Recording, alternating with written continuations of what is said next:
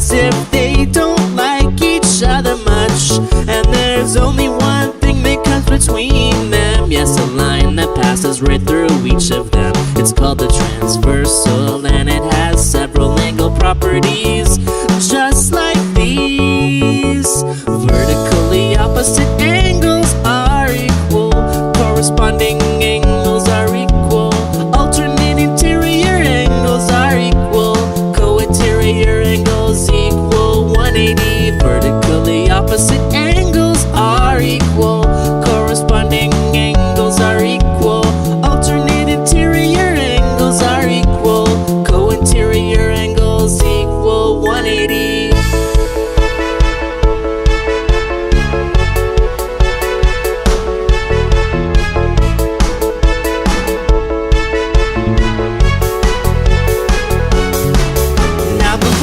Some geometry problems, you're gonna need some more knowledge to solve them. So listen closely up to these other helpful angle properties. See angles in a triangle or on a line add up to 180 every time. Angles around a point or in a quadrilateral are easy, they always add up to 360.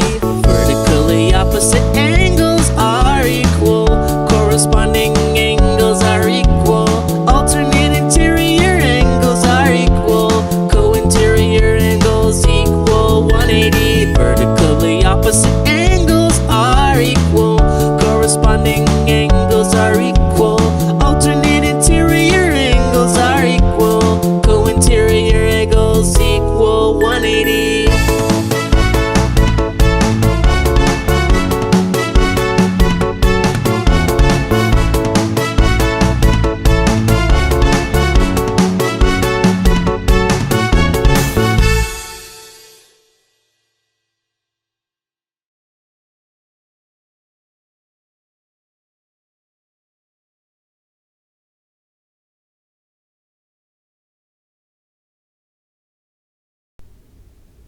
Okay, welcome to Note 6.6. What we're going to do now is start angle relationships. So this is the second half of Unit 6.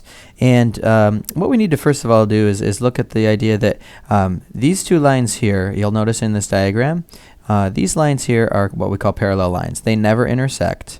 And when we have parallel lines, one of them is called R, one of them is called S. If they're cut by another line, we'll call this line a transversal. So that line is called a transversal. Trans means across. That line goes across these two parallel lines. When that happens, it creates 8 of these special angles. Okay, and so what we're going to learn about today is these relationships that you'll see in these special angles: 1, 2, 3, 4, 5, 6, 7, and 8. All right, so first of all, let's start out here. It says definition. These are parallel lines. They're lines that never intersect. Okay, these net lines never cross each other. And what we're going to do is notation means how do we write it? Well, I told you before that R and S, those are the names of these lines, these parallel lines. So the symbol that we will use is it looks like an 11, but it's actually 2 straight lines next to each other that are supposed to represent parallel lines. And what does that mean? You would read this as line R is parallel to line S. So I put that in quotation marks and I just drew an arrow over here. That's how you read this in notation. Okay, so line R and line S, they are parallel. T, I already said, what's that called? That is called the transversal. So again, trans means across. It means that line T goes across R and S. And when that happens, again, it creates these special angles. Okay. Now, we have some other angles here. Well, not other angles, but these are the angles. First of all, the first pair of angles that I would like to talk about are called exterior angles. Okay, so exterior angles, they're going to be any angles that are on the outside of the parallel lines. So 1, 2, 7, and 8. So again, 1, 2, 7, and 8. You can tell that they're on the outside of parallel lines R and S. Okay, the inside would be where the eraser is moving back and forth. And the inside, another word for inside, is interior, like the interior of your house or the interior of your car. And those angles are going to be 3, 4, 5, and 6. And so down here, interior angles are angles on the inside of the parallel lines. Oops, what I forgot to do though is I forgot to actually give examples of the exterior angles. So let's back up just 1 second. Those are going to be angles 1, angles 2, 7, and 8. We said them, we just did not write them. And this symbol here, that is an angle. So you read that as angle 1, angle 2, angle 7, angle 8. Okay, back to interior angles now. Angles on the inside of the parallel lines, and we already named those 3, 4, 5, and 6. And so angles 3 and 4, 5, and 6 in no particular order. And again, you read that as angle 4, angle 5, angle 3, angle 6. All right, let's start to look at some more of these angles that are created. And the first thing that I want to do is let's zoom a little bit so that I can see a little bit more of the paper. All right, so now what we're looking at here is, see our diagram here. And I think we can also see the everything. Okay, I think we're good to go here. So these are called alternate exterior angles. So think exterior, outside, 1, 2, 7, 8. And alternate means they are angles on the alternate or opposite side, or the opposite side of the transversal, and they are angles that are outside the parallel lines. Okay, so again, angles on the outside of the parallel lines, they're opposite sides of the transversal. Now, these are going to be angles that come in pairs, okay? And they are congruent to each other. And you might want to add a note. I'm not going to do this, but you can add a note. Congruent means they are identical. They are the exact same. And so their measures, their angle measures in degrees will be exactly the same. All right, so some examples here. If they are on the outside, it has to be 1, 2, 7, and 8. And they also have to be on the opposite or alternate side of this transversal T.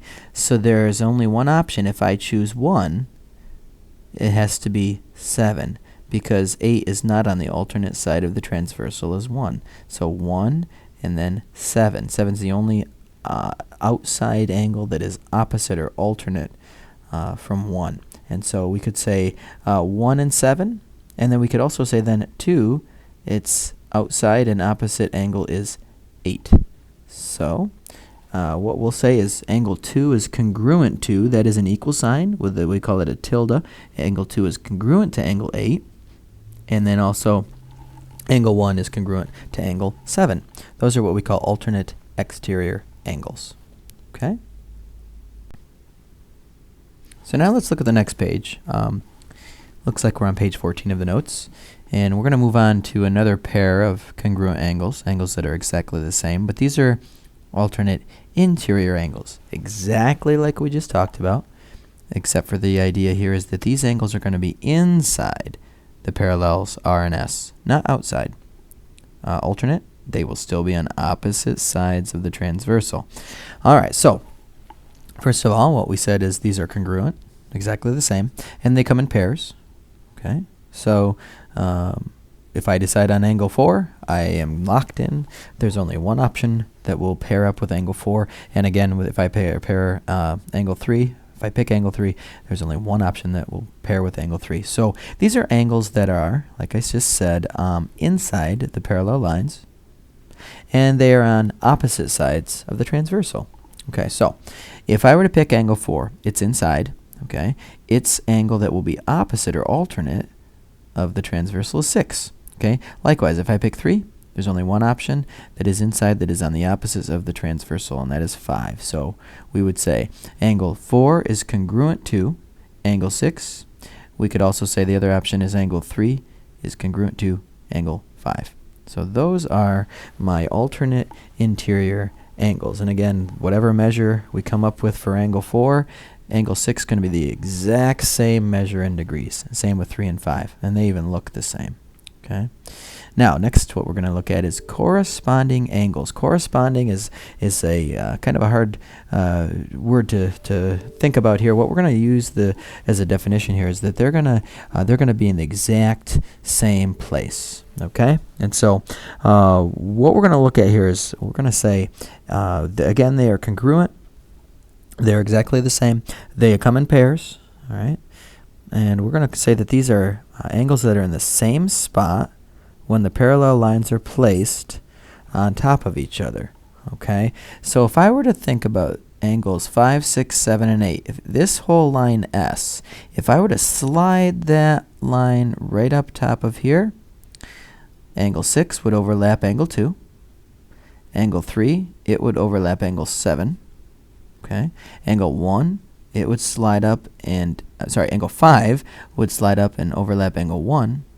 Angle 8, it would slide up and it would overlap angle 4. So those are the pairs of congruent angles. So again, I would say angle 2 is congruent to angle 6. I could think of it in reverse. I could say line R is going to slide down the transversal, and angle 2 would slide right on top of angle 6. So they are corresponding angles, exactly the same.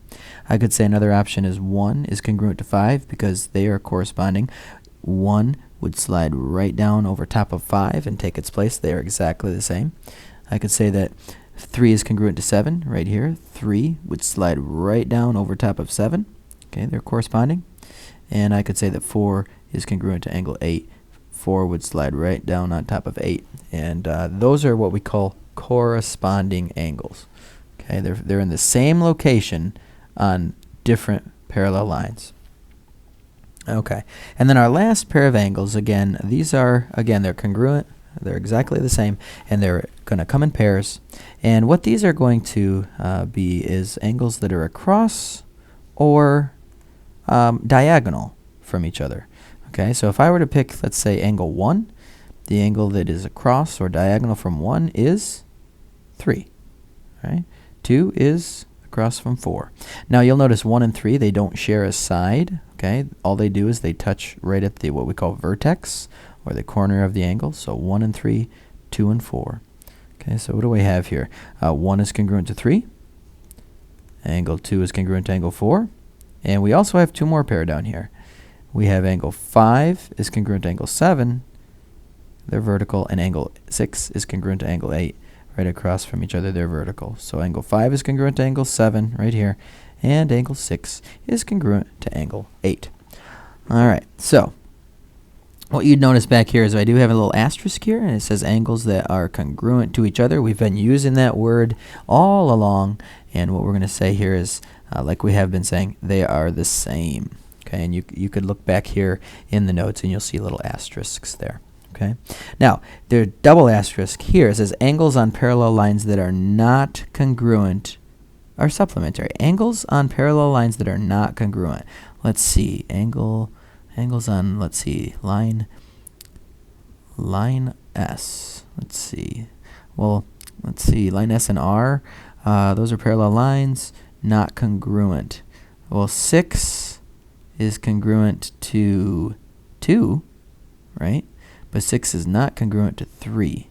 We didn't have anything on the same side of a transversal inside. That means 6 and 3 must be this thing called supplementary. 7's exactly equal to 3 because they are corresponding. However, 7 is not congruent to 2. We didn't have anything for exterior angles on the same side of a transversal. Those also must be what we call supplementary. Add up to what? Let's see, add up the same. Add up to 180 degrees. All right, so 1, 8, they add up to 180. 4, 5, add up to 180. There are quite a few others that you could figure out here. 4 and 7, okay, you'll notice those. We didn't have a relationship there. There was no interior and exterior angle relationship there. Those are going to be supplementary, adds to 180. Okay, 8, let's see, 8 and 7. 8 and 7, we didn't have anything. 8 and 7, they're right next to each other. Actually, what they do is they form a straight line all the way across there. All right, so 8 and 7, they're supplementary because there is 180 degrees in a straight line. All right, so we'll talk about that more in class when I'm back next time. So what I would like you to do at this time is to begin your problem set 6.6, and please refer back to the video if you have any questions. Thanks.